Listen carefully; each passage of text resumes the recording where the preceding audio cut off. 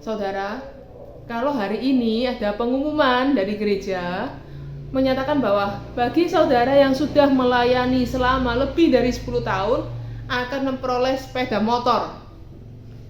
Apakah saudara akan pergi ke gereja dan menagih sepeda motor yang menjadi hak saudara?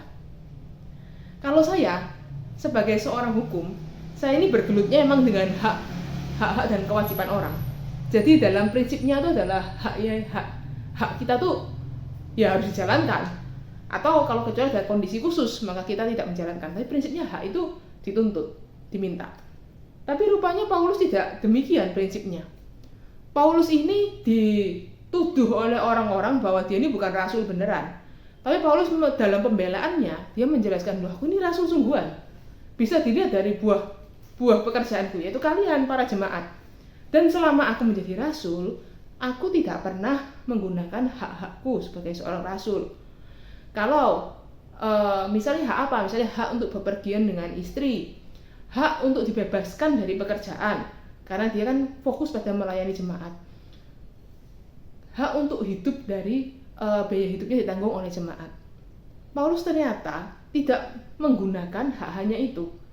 Dia memilih di tengah kesibukannya yang harus beritakan Injil, membangun jemaat, kemudian masih dianiaya, dia masih memilih untuk melakukan pekerjaannya sendiri, pekerjaan tangannya sendiri, agar tidak merintangi pemberitaan Injil. Jadi ini sesuatu yang missing gitu ya, yang baru menurut saya.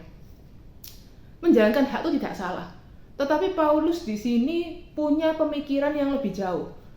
Jadi jangankan bicara mengenai menuntut haknya yang tidak dipenuhi, untuk menjalankan hak yang dia punya sesuai dengan hukum Taurat saja ataupun terhadap hukum sekuler, dia masih melihat apakah hal ini akan berakibat negatif terhadap pelayanan Tuhan.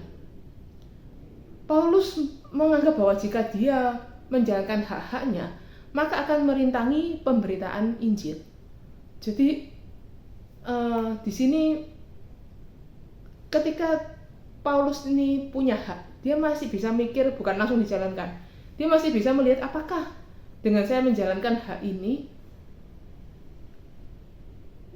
tidak berlawanan atau tidak menghalangi pemberitaan Injil yang saya lakukan. Jadi dia selalu mengingat prinsip atau tugas utamanya dia, panggilan utamanya dia apa.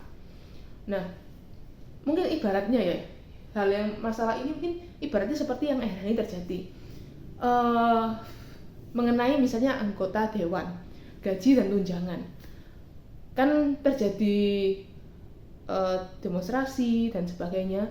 Itu kan di awalnya tuh juga karena gaji dan tunjangan dewan yang dianggap terlalu tinggi.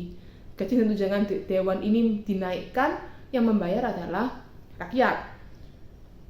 Nah, kemudian ketika dikritik, ternyata menunjukkan sikap yang tidak empati dengan kritik yang diberikan.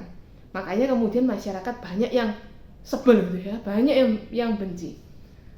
Nah, bayangkan jika orang-orang yang dibenci masyarakat ini adalah orang Kristen, adalah anak Tuhan, aktivis gereja, pelayan Tuhan. Apakah ada orang yang mau percaya kepada Yesus yang dia beritakan? Apakah ada orang yang mau percaya pada pemberitaan Injil? Dia belum ngomong, mungkin sudah ada yang mau dengar, gitu ya.